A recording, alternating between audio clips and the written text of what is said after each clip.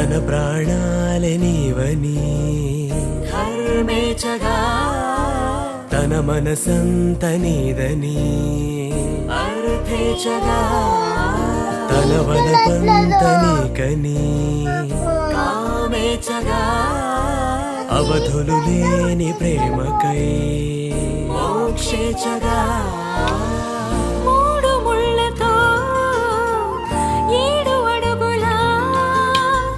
అగ్ని సాక్షిగా ఇద్దరు